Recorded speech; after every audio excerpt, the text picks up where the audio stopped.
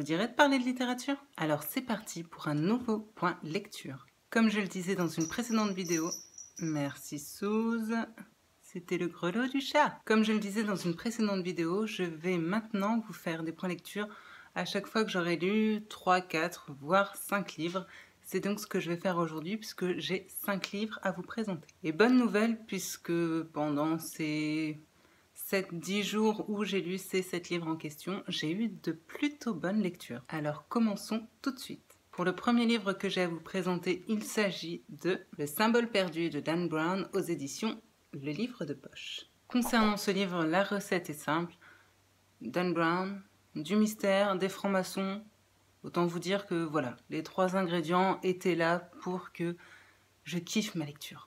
Et ça a été le cas. Dans ce livre, nous allons retrouver le désormais célèbre professeur Landon qui va devoir se rendre à Washington, au Capitole, sous l'invitation d'un ancien ami à lui. Bien sûr, vous vous en doutez, les choses ne vont pas se passer comme prévu, puisque très vite, on va se rendre compte qu'en fait, l'invitation ne venait pas de son ami qui lui a disparu, et il s'avère que Landon va encore se retrouver au milieu de péripéties un peu rocambolesques. Tout ça sur fond de mystère, de nouvelles sciences et de franc-maçonnerie. Comme d'habitude, Dan Brown a écrit un petit pavé, mais moi ce livre m'a complètement happé. Alors malgré le fait qu'il fasse, je crois, quelque chose comme 700 pages, je l'ai complètement bouffé. Dan Brown, c'est vraiment comment écrire des véritables romans page-turner.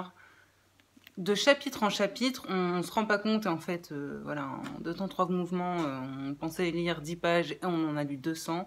Moi, j'adore. Le récit est hyper bien rythmé. Il faut savoir que dans ces bouquins, en fait, les actions se passent généralement sur quelques jours. Et pour autant, il arrive à sortir un pavé comme ça et à écaler plein de rebondissements, plein de choses. Enfin, je suis fan, quoi.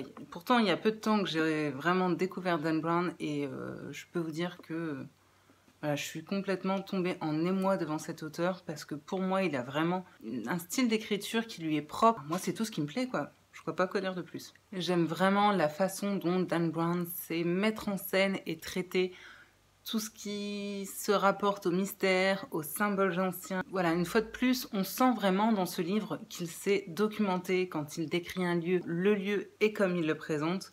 Je trouve que toute cette documentation permet de vraiment ancrer son récit dans le réel et du coup de ne pas avoir une histoire qui pourrait sembler complètement farfelue. Pour moi, vraiment, ça tient la route et c'est ce qui fait la différence. Alors bien sûr, je suis également une grande fan du personnage du professeur Landon, que j'adore parce qu'il est vraiment un très joli mélange entre ce côté hyper érudit, presque un petit peu, non, pas savant fou, mais ultra spécialisé sur tout ce qui est voilà, savoir ancien, etc. Et puis d'un autre côté, il a ce côté un petit peu plein de candeur, parfois un petit peu enfantin, et je trouve que les deux, ça fait un mélange plutôt pas mal. Alors ce livre-ci, contrairement aux autres livres de Dan Brown, a un côté un petit peu plus, je dirais, mystique et ésotérique. Néanmoins, voilà, j'ai vraiment aimé, et ce que j'ai plus particulièrement apprécié dans ce livre, si vous lisez, vous vous en rendrez compte, c'est que c'est une véritable ode à l'humain. À l'humanité avec un grand H. L'humain est tout ce qui peut nous rapprocher, nous unir est vraiment mise au cœur de ce bouquin. Et ça, je trouve ça vraiment génial. Alors malgré tout, je ne dirais pas que ce livre est un coup de cœur, puisqu'il y a pour moi un tout petit bémol, qui est, je pense, vraiment propre à ma personnalité. Comme je l'ai déjà dit de nombreuses fois, je lis énormément de thrillers, de policiers, etc. Ce qui fait que malheureusement, j'avais deviné l'identité du grand méchant, entre guillemets, à un tiers du bouquin. Du coup, j'ai pas été surprise par la fin. Je le redis, Dan Brown, c'est que du bonheur, ça se bouffe, mais en un rien de temps. Lisez Le symbole perdu, parce que pour moi, ça vaut vraiment le détour. Passons ensuite à Hate List de Jennifer Brown aux éditions Le Livre de Poche. Alors dans ce livre, on suit Valérie, qui est une lycéenne qui vit aux États-Unis. Elle va au lycée, elle a un petit ami, elle a des amis. Alors, c'est vrai qu'elle se fait un petit peu embêter par les stars du lycée, entre guillemets. Attention, cliché. Le pitch de départ, c'est ça. Et suite à ça, elle décide, en fait, pour se défouler, de d'écrire dans un de ses carnets les noms des gens qu'elle déteste. Et c'est comme ça qu'elle va créer, sans le savoir, la liste de la haine, d'où le titre Hate List. Malheureusement, ce qu'elle ne sait pas, c'est que Nick, son petit ami, prend cette liste beaucoup plus au sérieux qu'elle. Et un jour où ils se rendent tous les deux au lycée, où elle s'est fait enquiquiner une fois de plus dans le bus par une fille qu'elle déteste, son petit ami décide en fait de passer à l'acte, sort une arme et se met à abattre des professeurs et des élèves dans le lycée. Il s'avère qu'il va également tirer sur Valérie, sa petite amie, qui protégeait, on va dire, une autre élève. Au début de ce livre, on se retrouve donc après la fusillade. Valérie a survécu à ses blessures. Elle va devoir retourner à la vie normale, j'ai envie de dire, et faire face à sa culpabilité, mais également au regard des autres, qui n'arrivent toujours pas vraiment à savoir si c'est une héroïne parce qu'elle a sauvé une autre lycéenne ou si elle était complice de son petit ami, voire même si c'était pas l'instigatrice en fait de cette fusillade, de cette mise à mort programmée. Alors j'attendais beaucoup de ce livre, voilà, quand on lit le pitch, la 4e de couverture, on s'attend à quelque chose un petit peu dans l'esprit Bowling for Columbine et toutes ces histoires que malheureusement on a tous entendues, toutes ces fusillades aux États-Unis. Je peux dire que ça a été une bonne lecture, mais malheureusement ça n'a pas été le coup de cœur que j'attendais. Ce que j'ai aimé dans ce livre, c'est le fait qu'on passe du récit au présent et du récit passé. Ce qui fait qu'en fait on découvre un petit peu, voilà, je dirais pas les enjeux, mais ce qui a amené un petit peu à cette fusillade au fur et à mesure. Alors oui, j'ai trouvé le récit un petit peu long par moment, mais je dois avouer que j'ai beaucoup aimé la fin et que j'ai même eu les larmes un petit peu au bord des yeux, ce qui n'arrive vraiment pas souvent, donc je pense que c'est signe que la fin est plutôt réussie. Malgré tout, je reprocherai à l'auteur le fait qu'on ne sache pas vraiment grand-chose sur la tuerie. Elle ne nous explique pas vraiment ce qui a mené Nick à provoquer ça. On n'arrive pas à comprendre la psychologie finalement de ce tueur. Et ça m'a pour le coup vraiment manqué. J'aurais vraiment aimé que sa psychologie à lui soit beaucoup plus fouillée. Et je reconnais que j'ai eu un peu de mal avec le personnage principal qui est donc Valérie, que je trouve franchement extrêmement auto-centré pendant les 3/4 du livre. Il est question que de ses malheurs à elle, que de ses souffrances à elle. Je crois que c'est vraiment pas en fait ce que j'attendais de ce bouquin. Le récit de Valérie fait un petit peu pleurnicharde. Alors ok, clairement sa situation est pas facile.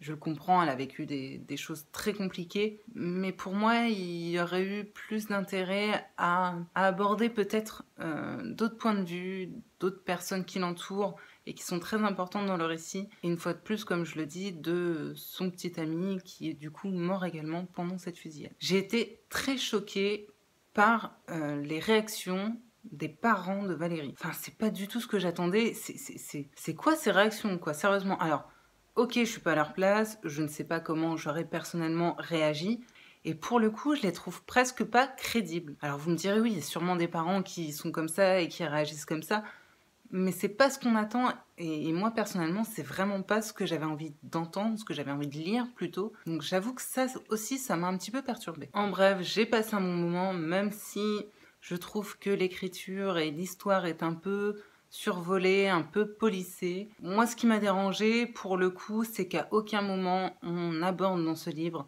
le problème de la libre circulation des armes aux États-Unis. Je dis ça parce que j'ai lu ce livre avec mon regard d'européenne. Je pense que ce livre a probablement beaucoup plus plu aux États-Unis parce que voilà, c'est quelque chose qu'ils vivent vraiment. Leur quotidien est fait de ça. Alors, pas de la fusillade, hein, mais de la libre circulation des armes et des problèmes que ça peut engendrer, on le sait tous. Personnellement, je le dis vraiment en tant qu'européenne, il me manquait ce côté-là, il me manquait ce sentiment un petit peu de révolte et de dire, rendez-vous compte que quelque part, c'est aussi un peu à cause de vous. Je vais pas faire un débat, on va pas rentrer dans un débat politique, mais tout ça pour dire que moi ça m'a manqué. Après, venant d'une auteure américaine, je dois avouer que je suis pas hyper surprise non plus que ça n'ait pas été abordé. Ce que j'attendais de ce livre finalement, c'est plus de psychologie, plus de rage, plus de révolte et peut-être même un petit peu plus de poésie. Malgré tout, je le répète, c'est une lecture tout à fait agréable. C'est un livre qui se lit très bien. Je pense juste qu'une fois de plus, j'en attendais peut-être un peu trop. J'ose espérer qu'il y a des livres qui traitent de ce sujet un petit peu mieux que celui-ci. J'ai d'ailleurs dans ma page, je vous l'avais dit, Il faut qu'on parle Kevin, ou Il faut qu'on parle de Kevin, je ne sais jamais, qui traite également de ce même sujet, mais sous un angle complètement différent.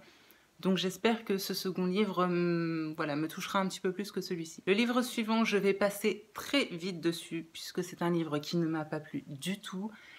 Et je dirais même un livre que j'ai abandonné, ce qui m'arrive vraiment très rarement. Il s'agit donc de Je vivais dans les bois d'Henri David Thoreau aux éditions Folio. Alors pour la petite histoire, à la base c'était un livre qui appartenait à Trip et j'aurais dû sentir venir que ça n'allait pas me plaire puisque lorsque j'ai ouvert le livre, je suis tombée sur ça. Voilà, donc une petite annotation de sa part qui voulait dire ce que ça voulait dire, que ce livre était absolument naze. Et malheureusement, c'est également ce que j'en ai pensé. La quatrième me plaisait plutôt bien, puisqu'apparemment, il s'agissait d'un homme qui avait vécu 2 ans et 2 mois dans une maison en bois qu'il avait construit lui-même au fin fond de la forêt et qui refaisait un passage dans la civilisation, donc dans la ville. J'ai trouvé ce récit absolument condescendant, faussement intellectuel, pédant. Là, je ne vous parle même pas de la plume et du style d'écriture qui sont pour moi absolument imbuvables. Si vous avez envie de vous prendre la tête sur une lecture, franchement, foncez. J'avais l'impression d'écouter un espèce de prédicateur qui savait tout mieux que tout le monde, qui allait apprendre la vie à tout le monde. Voilà, lui avait la science infuse. Moi, perso, c'est vraiment pas du tout ce que j'ai envie de lire. Il n'y a aucun fil conducteur, il n'arrête pas de faire appel à des grands noms, des grands philosophes, etc. pour étayer ses propos. Moi, ce livre, ça m'a fait penser à mes textes, mes anciens textes de philo, mais genre vraiment les mauvais textes de philo, quoi. Ceux qui vous prenaient bien la tête et que vous passiez 3 jours à lire tellement c'était imbuvable. Enfin, voilà, je suis désolée, cet avis est complètement personnel, mais je n'ai pas du tout aimé ce livre. J'ai dû m'arrêter à la page à peu près 40, je ne pouvais pas aller plus loin. J'avais l'impression de perdre mon temps en le lisant. Aujourd'hui, je suis dans un état d'esprit où j'ai envie de lire pour le plaisir, et là, j'y prenais vraiment aucun plaisir. Passons ensuite à une lecture qui fut beaucoup plus agréable, puisqu'il s'agit de La fille du train de Paula Hawkins aux éditions Sonatine. Ce livre est le tout premier que Paula Hawkins a écrit et je dois avouer que pour un premier livre, chapeau madame. Franchement, c'est pas mal du tout. Ce livre est un récit à 3 voix de 3 femmes que nous allons donc suivre. D'un côté, Rachel, qui est une femme qui a un peu tout perdu il y a quelques années, qui s'est séparée de son mari, qui est tombée dans l'alcoolisme total et qui aujourd'hui n'a plus de travail. Mais tous les jours, en fait, pour faire illusion auprès de sa colocataire qui l'héberge, elle prend le train pour faire semblant de se rendre à Londres où elle est censée travailler. Et dans ce train, elle s'imagine la vie des inconnus qui l'entourent, aussi bien dans le train, mais également des gens qui vivent dans les maisons qu'elle voit, puisque de temps en temps, le train s'arrête. Donc régulièrement, elle l'a vu sur une maison en particulier où vit un couple et également quelques numéros plus loin dans cette même rue, son ancienne maison où elle a vécu. Le deuxième personnage, il s'agit de Megan. C'est donc la femme qui vit dans la première maison, on va dire, que Rachel regarde tous les jours. Et Megan va être un personnage très important puisque c'est elle qui va un jour de juillet disparaître et un petit peu enclencher toute cette histoire. Le troisième personnage, il s'agit de Anna, la nouvelle femme de l'ex-mari de Rachel, qui vit donc à quelques centaines de mètres de Megan. Jusque-là, j'espère que vous avez suivi. J'avoue que raconter comme ça fait un petit peu l'effet de l'amour, mais je vous assure que quand vous lisez, vous comprenez très bien. C'est peut-être juste moi qui ne sais pas l'expliquer. J'ai donc beaucoup aimé ce livre. J'ai été plutôt étonnée par la qualité et la précision de la plume de Paula Hawkins.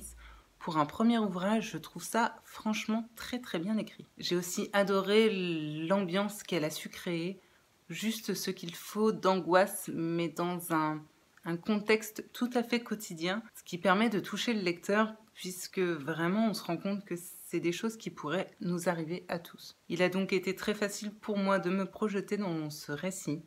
Et puis j'ai aussi beaucoup aimé le thème du train, qui est vraiment un fil conducteur dans ce récit et qui, je trouve, est empreint de plein de poésie. J'ai adoré le point de départ de ce récit puisqu'il s'agit de traiter du fait qu'on imagine parfois la vie d'inconnus que l'on croise. Et voilà, tout va découler en fait de ça. Alors vous l'aurez compris, ce livre traite avant tout des femmes, puisqu'il y a également des personnages masculins, mais ce sont vraiment les femmes qui sont au cœur du récit.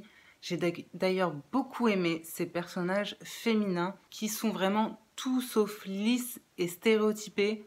C'est-à-dire que même celles qui d'extérieur peuvent paraître très stéréotypées, je pense donc entre autres à Anna, on se rend compte qu'en fait l'image que les gens ont d'elle, c'est pas du tout la réalité. Et quand on creuse, on se rend compte que vraiment chacune d'entre elles ont un caractère bien établi et qu'elles ne rentrent pas forcément dans les cases, dans ce que l'on attend des femmes aujourd'hui. Elles ont toutes un peu leurs blessures, leurs fractures. Elles sont donc pleines de contradictions et de défauts malgré le fait qu'elles souhaitent toutes à leur façon sauver les apparences. Et ça aussi, c'est un thème très important dans ce livre. Ce que l'on est à l'intérieur, mais également ce qu'on dégage, ce qu'on souhaite représenter devant les autres. C'est vraiment un thème central de ce récit. Comme je vous le disais, ce livre est donc un récit à 3 voix, puisque selon les chapitres, on passe de Anna à Rachel à Megan, et puis également on fait des bonds dans le temps, puisque parfois on est au présent, et parfois on revient dans un récit du passé. J'ai beaucoup aimé la façon dont elle a traité les thèmes des apparences, du mensonge qui sont très importants dans ce livre, de la dépendance, de la violence, des pervers narcissiques. Voilà, c'est vraiment un mélange de tout ça qui a su créer pour moi cette atmosphère angoissante de thriller, mais vraiment comme je les aime. Ce livre a donc été pour moi un véritable page-turner, je l'ai dévoré. Après, malgré tout, je ne pourrais pas le classer dans les coups de cœur, puisque malheureusement, comme pour le symbole perdu, j'ai deviné l'identité du méchant, dirons-nous, à peu près la moitié du bouquin, ce qui fait que là encore, j'ai pas été surprise par la fin. Malgré tout, je le redis, ce fut une très bonne lecture. J'ai vraiment beaucoup aimé La Plume de Paula Hawkins. Et j'ai hâte de découvrir d'autres livres d'elle parce que vraiment pour moi c'est un super début. Donc je vous recommande la lecture de La Fille du Train si vous ne l'avez pas déjà fait. Pour terminer, je souhaite aborder un livre que je vous avais présenté dans mon dernier book haul. Et il s'agit de Rien ne s'oppose à la nuit de Delphine de Vigan aux éditions Le Livre de Poche. Alors je vous avais dit que j'attendais beaucoup de ce livre. Delphine de Vigan est une auteure que j'aime particulièrement, que je suis plutôt d'assez près. J'ai pas été déçue. Mais vraiment, c'est une lecture que j'ai appréciée, une lecture qui m'a profondément touchée. Et je crois que je peux dire que, effectivement, pour moi, l'heure qu'il est, c'est son meilleur livre. Ce livre est donc un roman témoignage dans lequel elle aborde la vie de sa mère, de son enfance à son suicide, puisqu'on sait dès la première page du livre que sa mère s'est donné la mort. Voilà, je dirais pas que c'est un coup de cœur, parce que pour moi, il y a des petites choses qui m'ont dérangée. Malgré tout, cette lecture m'a bouleversée. Je suis désolée, rien que d'en parler, j'ai les larmes qui montent. Je disais donc, j'ai trouvé, et là c'était un petit bémol pour moi, j'ai trouvé qu'il y avait quelques longueurs dans la première partie du livre qui traite vraiment de l'enfance de sa mère. Après avoir terminé le bouquin, je me dis que peut-être quelque part ces longueurs étaient nécessaires aussi pour le récit. Donc voilà, c'est un bémol sans en être vraiment un. C'est quelque chose qui moi m'a un petit peu dérangé, mais que je peux tout à fait comprendre dans la démarche de cet auteur. Je trouve qu'elle a su très bien aborder le thème des douleurs du passé qui laissent forcément des traces, qui nous forgent à leur manière, que l'on en ait conscience ou non. Elle a également su parler de ces liens familiaux qui parfois peuvent être destructeurs et également des fractures que l'on retrouve dans toutes les familles, ou presque. Ce qui m'a touchée dans ce récit, c'est qu'on ressent vraiment tout le mal qu'elle a dû avoir à écrire ce livre, toutes les douleurs que cela a pu faire ressurgir, tous les doutes qu'elle a eus, toutes les hésitations, toutes les peurs qui l'ont envahie et qui sont totalement légitimes, puisqu'on imagine très bien que faire ressurgir les secrets familiaux, aller fouiller dans le passé des gens en sachant très bien que ce qu'on va y trouver ne sera pas tout beau tout rose. Il faut avoir un certain cran quand même pour le faire et on sent toute cette complexité de sentiments qui l'a envahi pendant ce travail qui a dû être très pénible pour elle. Et malgré tout, je trouve qu'elle a fait un travail absolument formidable, plein de dignité que je trouve à la fois très sombre et très coloré. C'est un récit que je trouve très vrai, très juste. J'ai l'impression qu'elle a réussi à trouver cet équilibre entre l'envie qu'on pourrait avoir de rendre les choses un petit peu plus douces qu'elles ne le sont lorsque l'on parle de sa famille et là en l'occurrence de sa mère, de polisser un petit peu les choses, mais en même temps de faire un travail sur soi en se disant non,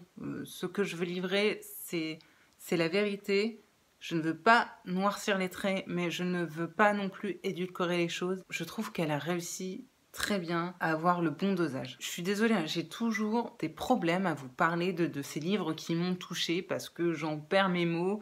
J'ai du mal à synthétiser les choses, à avoir l'esprit clair, mais donc voilà, sachez que quand je ne suis pas fluide et que je bégaye, c'est qu'en général, c'est un livre qui m'a touchée, qui m'a plutôt plu. J'aime toujours autant sa plume que je trouve très juste, très délicate et très poétique. Et malgré le fait qu'il s'agisse d'une histoire très personnelle, puisqu'elle raconte vraiment la vie de sa mère dans les moindres détails, je pense que ce livre peut trouver écho en de nombreux lecteurs, peut faire caisse de résonance dans de nombreuses familles et du coup peut plaire au plus grand nombre. J'admire donc le travail qu'elle a fait pour cet ouvrage, travail que je pense peu de gens auraient été capables d'entreprendre. Je vous recommande donc Rien ne s'oppose à la nuit. Bon, je sais pas si c'est la fatigue ou si c'est parce que ce dernier livre m'a chamboulé.